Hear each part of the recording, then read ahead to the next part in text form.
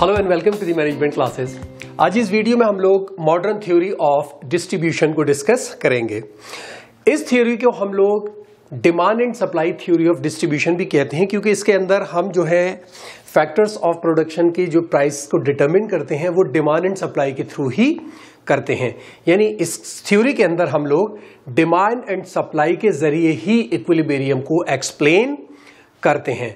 हम मान के चलते हैं कि जिस तरह से किसी भी प्रोडक्ट गुड्स के प्राइस होते हैं, इसी तरह से फैक्टर्स ऑफ प्रोडक्शन के भी प्राइस होते हैं, और जो उनकी इनकम होती है वो पेमेंट होती है। हम कोई प्रोडक्ट खरीदते हैं, उसका पैसा देते हैं, वो जो प्रोडक्ट बेच रहा है उसकी इनकम होती है। इसी तरह आप लेबर ले लीजिए, लेबर को आप वेज दे रहे हैं, वो उसकी इनकम होती है। ठीक है, तो लेबर को वेज मिलती है। या आप कैपिटल ले लीजिए, आप कैपिटल यूज कर रहे हैं किसी बैंक से लेके, तो आपको उसको इंटरेस्ट देना होता है। ठीक है, तो इसलिए इसमें कहा गया कि साहब हम दोनों को सेम मानकर चलेंगे।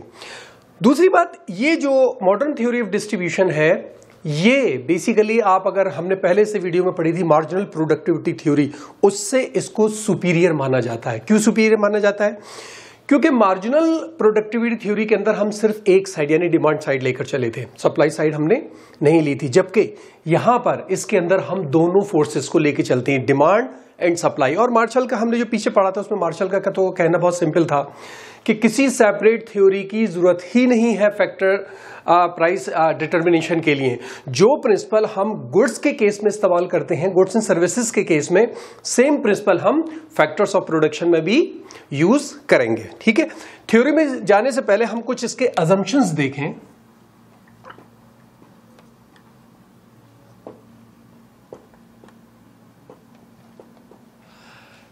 छोटे छोटे अजम्पशंस हैं। सबसे पहले चीज जो फर्म्स होती हैं इसके अंदर, वो सब प्रॉफिट मोटिव लेके चलती हैं। ये सिंपल है, हर फर्म का मोटिव प्रॉफिट ही होता है। प्रॉफिट मोटिव, कमाना चाहती हैं, यानी उनका जो एम है वो प्रॉफिट मैक्सिमाइजेशन है। ठीक है, दूसरी बात, परफेक्ट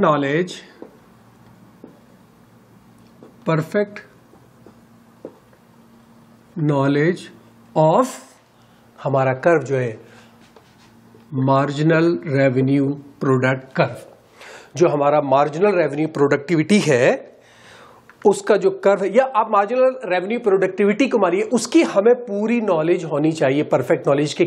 पर मार्जिनल जितना हम फैक्टर लगा रहे हैं उसकी उस एडिशनल फैक्टर से हमें कितनी प्रोडक्टिविटी मिल रही है। तीसरे, यहां पर कंपटीशन होता है। Competition exist.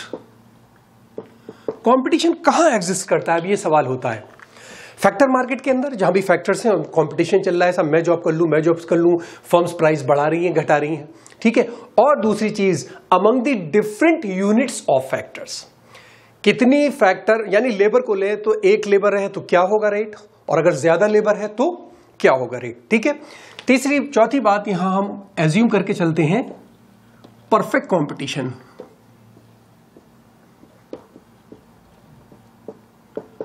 परफेक्ट कंपटीशन, हमारी जो मार्केट है वो परफेक्ट कंपटीशन है। और आखिरी बात, no state intervention. No state intervention. एक बात हम ये मान के चलते हैं कि गवर्नमेंट का इसमें कोई इंटरेक्शन नहीं होना चाहिए इन इक्वेटिंग दी फैक्टर प्राइसेस। फैक्टर प्राइस जो है वो अपने आप मार्केट के जरिए होंगे, मार्केट ही उनको अपने आप सेट करेगी, इसमें गवर्नमेंट का कोई रोल नहीं होना चाहिए। गवर्नमेंट पॉलिसीज लेकर आती है ना, अपने आप चेंज करती है, वो नहीं होना चाहिए। अब हम इसमें पहले डिमांड देखेंगे, demand for factors of production, फिर supply of factors of production देखेंगे। उन दोनों की कर्व को जब हम ड्राइव कर लेंगे तो उन दोनों के इंटरेक्शन से फिर देखेंगे किस तरह से प्राइस एंड आउटपुट को डिटरमिन किया जाता है। तो सबसे पहले क्या देखेंगे, demand for factors of production.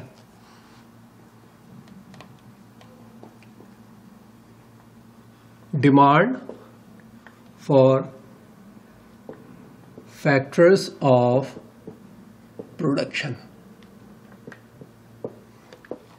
यानी सिंपली हम डिमांड साइड देखेंगे पहले। देखिए, एक बात को याद रखिए, जो डिमांड हम गुड्स और सर्विसेज के केस में रखते हैं वो डिमांड यहां नहीं होती। वहां पर हमारी डिमांड जो होती है वो डायरेक्ट होती है। मुझे कोई प्रोडक्ट खरीदना है, मुझे ब्रेड खरीदनी है, मैं जाऊंगा पैसे दूंगा ब्रेड खरीद लूंगा, डायरेक्ट डिमांड है। किसी भी चीज की मुझे कार खरीदनी है, कैमरा खरीदना है, मैं डायरेक्ट दूंगा। लेकिन जो फैक्टर्स की डिमांड होती है, फैक्टर्स ऑफ प्रोडक्शन की, वो डायरेक्ट नहीं होती। कोई भी आदमी जाकर ये नहीं कहेगा कि साहब मुझे रॉ मटेरियल चाहिए। क्यों चाहिए रॉ मटेरियल? क्योंकि उसको कोई प्रोडक्ट बनाना होगा। वो प्रोडक्ट क्यों बनाना है? क्योंकि वो प्रोडक्ट की डिमांड है। यानी प्रोडक्ट की डिमांड से ड्राइव की जाती है फैक्टर्स की डिमांड। तो फैक्टर्स की डिमांड जो कहलाती है वो कहलाती है ड्राइव डिमांड। ठीक है, गुड्स की डायरेक्ट होती है, फैक्टर्स की ड्राइव होती है, क्योंकि इसको हम प्रोडक्ट की डिमांड से ड्राइव करते हैं। जितनी प्रोडक्ट की डिमांड होगी उतनी ही डिमांड हम फैक्टर्स ऑफ प्रोडक्शन की करेंगे। रॉ मटेरियल, लेबर, इंटरप्रेन्योर, जो भी चाहिए हमें उतना ही चाहिए। ठीक है, इस डिमांड को सही से समझने के लिए, क्योंकि हमें यहां पर जो डिमांड निकालनी है वो इंडस्ट्री की निकालनी है और हम बात कर रहे हैं फर्म की, तो हमें यहां पर ड्राइव करना होगा फर्म के डिमांड कर्व से इंडस्ट्री का डिमांड कर्व। फिर उस इंडस्ट्री के डिमांड कर्व को हम इंटरेक्ट कराएंगे सप्लाई से। तो ये फर्म की डिमांड फर्म के डिमांड कर्व से किस तरह आप इंडस्ट्री के डिमांड कर्व को ड्राइव करेंगे, उसके लिए मुझे फिगर बनानी होगी। फिगर बनाकर फिर हम शुरू करते हैं। ठीक है, ओके, तो मैंने ये फिगर बना ली है। ये हमारी फर्म है और ये हमारी इंडस्ट्री है। तो पहले आप सिर्फ इसको कंसीडर कीजिए कि ये क्या है। हम इसी के थ्रू ड्राइव करेंगे इंडस्ट्री के डिमांड कर्व को।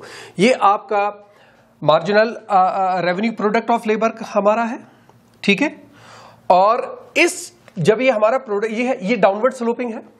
ठीक है, हमारा ये जो डिमांड कर्व बेसिकली आप कहिए हमारे फर्म का, और ये भी डाउनवर्ड है। ये डाउनवर्ड इसीलिए है क्योंकि हमने बहुत सारी फर्म्स को जब हम मिला लेंगे तो ये भी डाउनवर्ड हो जाएगा। अब आप सिर्फ इस फिगर को समझने की कोशिश कीजिए कि यहां पर देखिए, ये फर्म, इंडस्ट्री, ये हमारी डिमांड है नीचे और ये हमारी वेजेस है।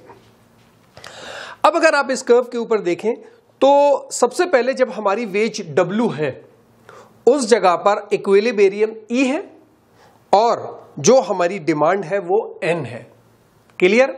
इसी तरह से जब हमारी वेज घटकर W डैश हो गई तो हमारा इक्विलिब्रियम E1 पर आ गया और हमारी डिमांड N1 पर आ गई। और इसी तरह से जब ये हमारी वेज W डैश डैश पर हुई तो हमारा इक्विलिब्रियम भी नीचे आ गया E डैश डैश पर और हमारी डिमांड पहुंच गई N डैश डैश पर। वेज घटेगी, डिमांड बढ़ेगी। ये क्लियर है? हमारा लॉ ऑफ डिमांड भी ये कहता है। अब हम जो हैं वो बात कर रहे हैं प्राइस डिटरमिन करने की। लेकिन ये बात याद रखिए कि प्राइस जब हम डिटरमिन करेंगे तो प्राइस हम फर्म लेवल पर थोड़ी करेंगे। कोई एक पर्टिकुलर फर्म थोड़ी इंप्लॉय कर रही है, तो पूरा मार्केट चलेगा, पूरे मार्केट के अंदर चाहिए। तो इसका मतलब इसको प्राइस को डिटरमिन और क्वांटिटी को डिटरमिन करने के लिए हमें जो डिमांड चाहिए वो इंडस्ट्री की डिमांड चाहिए, यानी sum of all individual firms demand, जो टोटल डिमांड कब होगा।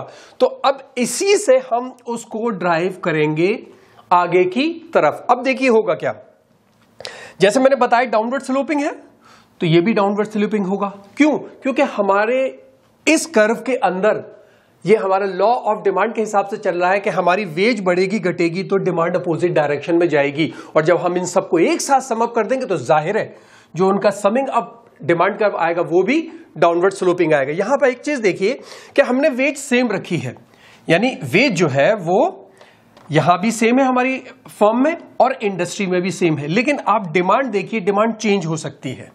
डिमांड अपने आप चलिए डिपेंड करता है कर्व के ऊपर, कितना इलास्टिक है कितना इनइलास्टिक है, किस तरह से देखा जा रहा है। ठीक है, यहां स्केल सेम है, यहां पर नहीं है।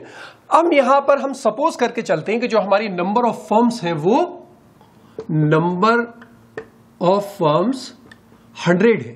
हमने अज्यूम कर लिया कि हमारे पास टोटल नंबर ऑफ फर्म्स जो है वो 100 है।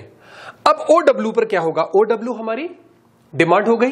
जो इंडिविजुअल डिमांड जो हमारी फर्म की है वो ON है, लेकिन इंडस्ट्री के अंदर ये नहीं होगी। यही प्राइस जब वहां जाएंगे तो हमारी ये डिमांड यहां पर आ जाएगी। ये क्या होगी? बेसिकली हम कह रहे हैं कि ये ON एक फर्म है, ON मल्टीप्लाइड बाय 100। आ रही बात समझ में? ये एक पॉइंट हमें मिलेगा इस कर्व के लिए। मैंने पहले बना लिया है, आप इसको पहले पॉइंट्स देते जाइए और बाद में बनाइए तो भी इसी तरह का कर्व बनेगा। ठीक है, सेकंड लीजिए, जब हमारी वेज W1 हुई तो इक्विलिब्रियम हमारा E डैश था। अब हमारी जो डिमांड थी, इंडिविजुअल फर्म की डिमांड N1 है, लेकिन यहां फर्म में ये बनकर आ गई OM1। यहां पर M थी, यहां आ गई OM डैश। क्यों? क्योंकि यहां पर अब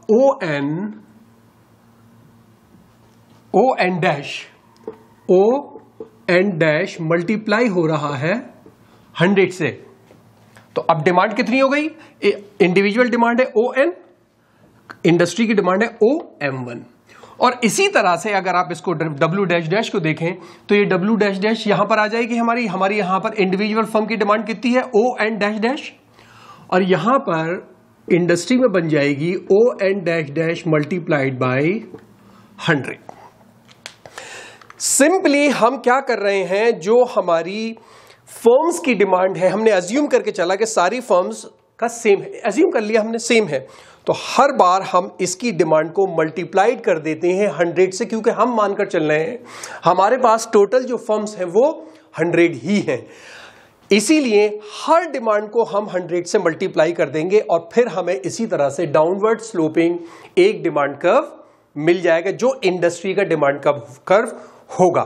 ठीक है, and this means that according to the law of diminishing marginal productivity, the more a factor is employed the lower is the marginal productivity. हर एक की मार्जिनल प्रोडक्टिविटी हर बार जब भी आप प्रोडक्शन को बढ़ाएंगे तो वो कम होती चली जाएगी। ठीक है, अब बात करते हैं हम सप्लाई साइड की। ये तो डिमांड हो गई, सप्लाई कर्व को देखेंगे और सप्लाई कर्व के बाद दोनों को इंटरेक्ट कर देंगे। खाली मैं सप्लाई लिखे दे रहा हूं, supply side of the factors of production आप इसको कह सकते हैं। ठीक है, इसमें क्या है, देखिए हमने कहा था ना कि लॉ ऑफ डिमांड जो है वो गुड्स की अलग होती है, गुड्स सर्विसेज की, और फैक्टर्स ऑफ प्रोडक्शन की अलग होती है। इसी तरीके से सप्लाई भी अलग होती है, यानी जो supply of factors of production है it's different from the supply of goods and services. Simply है जो गुड्स की जो सप्लाई है, गुड्स या सर्विसेज की सप्लाई है, वो बढ़ती है जैसी प्राइस बढ़ते हैं। लॉ ऑफ सप्लाई कहता है ना कि दोनों चीजें एक सेम डायरेक्शन में चलती हैं। If the price of A commodity increases, the supply of that commodity will also be increases and likewise. ठीक है, लेकिन फैक्टर्स ऑफ प्रोडक्शन के अंदर ऐसा नहीं होता। यहां पर सिंपल प्राइस और सप्लाई के बीच में बहुत सिंपल रिलेशन काम नहीं करता है कि सब प्राइस बढ़ा सप्लाई भी बढ़ गई। क्यों? क्योंकि सप्लाई बहुत सारे और फैक्टर्स पर भी डिपेंड करती है प्राइसेस के साथ साथ। लेबर का एग्जांपल ले लीजिए, हमने अगर लेबर ली तो कौन कौन से फैक्टर्स हैं जिससे लेबर की सप्लाई इफेक्ट करेगी? सिर्फ प्राइस से नहीं करती, कैसे करेगी? The size and the composition of population. कितना साइज है, कितना बड़ी कितनी पॉपुलेशन है और उसमें कितने बच्चे हैं, कितने बड़े हैं, कितनी लोग काम करने वाले हैं, कितने काम नहीं करने वाले। और लेबर का ऑक्यूपेशनल एंड ज्योग्राफिकल डिस्ट्रीब्यूशन, कहां कौन काम कर सकता है, कौन खेती कर सकता है, गांव में रहेगा, गांव का आदमी शहर में आएगा, इस तरह से इफिशिएंसी है लेबर की। ठीक है, उनकी एजुकेशन और ट्रेनिंग पर कितनी कॉस्ट है। भाई एक हाईली क्वालिफाइड आदमी की ज्यादा वेज होती है बनिस्बत एक लेबर से, है ना।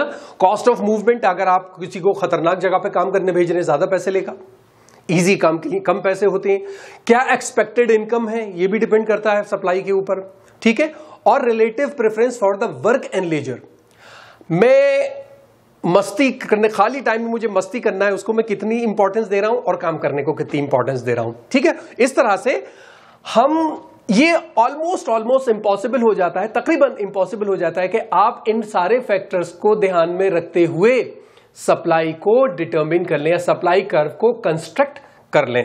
तो फॉर सेक ऑफ सिंप्लिसिटी हम सप्लाई कर्व को अज्यूम करके चलते हैं कि हमारा वही है, अपवर्ड स्लोपिंग है फ्रॉम लेफ्ट टू राइट, यानी डिमांड, बल्कि यहां भी सप्लाई लिखे हम,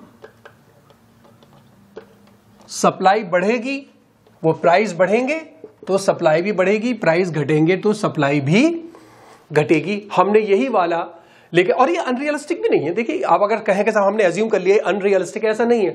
भाई वेज अगर बढ़ती है तो क्या ज्यादा लेबर काम करने को नहीं आ जाती? यार आजकल पैसा बहुत ज्यादा मिला इस वाले काम में, ये वाला काम करो, सप्लाई बढ़ जाती है ना। ठीक है, तो ये हमारा आ गया सप्लाई और ये हमारा आ गया, इससे पहले हमने बात की थी डिमांड की। अब इनका इंटरेक्शन देख लेते हैं। Interaction of demand and supply. Simply ये हमारी सप्लाई है और ये हमने याद होगा इंडस्ट्री का डिमांड कर्व हमने इस तरह से ड्राइव किया था। ठीक है, ये बहुत सिंपल है, इतना उसमें कुछ है नहीं, आपने ये बार बार पढ़ा होगा। जो हम लॉ ऑफ सप्लाई पर पढ़ रहे थे उसके अंदर भी हमने इसको अच्छी तरह से पढ़ा था। इसमें है क्या, देखिए सिंपल यहां पर हमें देखना है कि ये हमारा प्राइस हुआ और ये हमारी डिमांड एंड सप्लाई हो गई, क्वांटिटी हो गई, डिमांड एंड सप्लाई। क्लियर? हम इसी को इक्विलिब्रियम क्यों मानकर चल रहे हैं? इसलिए हम इसको मान के चल रहे हैं कि अगर प्राइस बढ़ जाते हैं पी डैश, अगर प्राइस बढ़ जाते हैं तो इस केस में आप देखिए आपकी डिमांड, इसको एम ले लीजिए, इसको एन ले लीजिए। अब अगर आप डैश डैश, अब अगर आप इसको कहें कि साहब हमारे प्राइस बढ़ गए हैं, तो देखिए जो पीएम हमारी सप्लाई है, डिमांड है, वो कम है बनिस्बत सप्लाई के पीएन, यानी सप्लाई ज्यादा है। और जब सप्लाई ज्यादा होगी तो सप्लाई अगर ज्यादा है, लेबर बहुत सारी है मार्केट के अंदर और फर्म्स को इतनी जरूरत नहीं है, तो जाहिर है फिर लेबर कम काम करने पर भी रेडी हो जाएगी और प्राइस घटना शुरू हो जाएंगे और एक दिन आकर इक्विलिब्रियम पर मिल जाएंगे। अगर आप कह के चलें कि साहब हमारे प्राइस बहुत कम है, ये आप एन डैश डैश ले लीजिए और इसको एम डैश डैश ले लीजिए। इस केस में क्या होगा, आपने कहा साहब हमारे प्राइस बहुत कम सेट कर लेंगे हम, इक्विलिब्रियम से तो हट गए ना, अब इंडस्ट्री इक्विलिब्रियम से हट गई है। जब इक्विलिब्रियम से हट जाएगी तो प्रॉब्लम्स आएंगी। यहां पर आप देखिए आपकी सप्लाई कम है, डिमांड ज्यादा है, फर्म ज्यादा लेबर को डिमांड कर रही है, लेबर अवेलेबल नहीं है मार्केट के अंदर, और जब लेबर की शॉर्टेज होती है तो अब जाहिर है हर आदमी के, मैं अगर जॉब करने जा रहा हूं, 4 लोग 4 फर्म्स हैं जो मुझसे करिए हमारे यहां आओ हमारे यहां आओ, मेरे भी दिमाग चढ़ जाएंगे, ज्यादा मांगूंगा मैं पैसे, वेज बढ़ जाएगी और इस तरह से वेज बढ़ना शुरू हो जाती है और एक दिन वापस इक्विलिब्रियम लेवल पर पहुंच जाती है। इस तरीके से ये हमारी इंडस्ट्री काम करती है।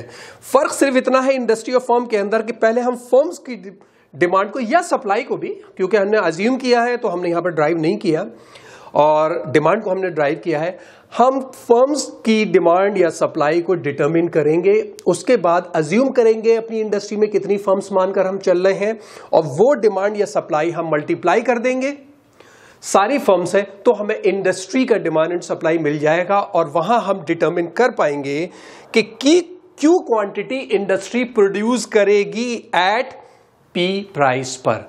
इस तरह से क्वांटिटी और प्राइस दोनों मार्केट के अंदर डिटरमिन हो जाते हैं। ठीक है, ये बिल्कुल ऐसा ही है जैसे हमने वो interaction of demand and supply पढ़ा था पहले, सिंपल वही चीज है, बस हम ये लेबर के लिए काम कर रहे हैं।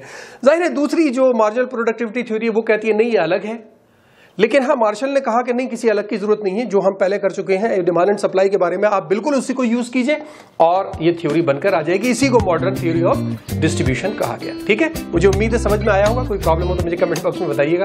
इस वीडियो में इतना ही, थैंक यू सो मच।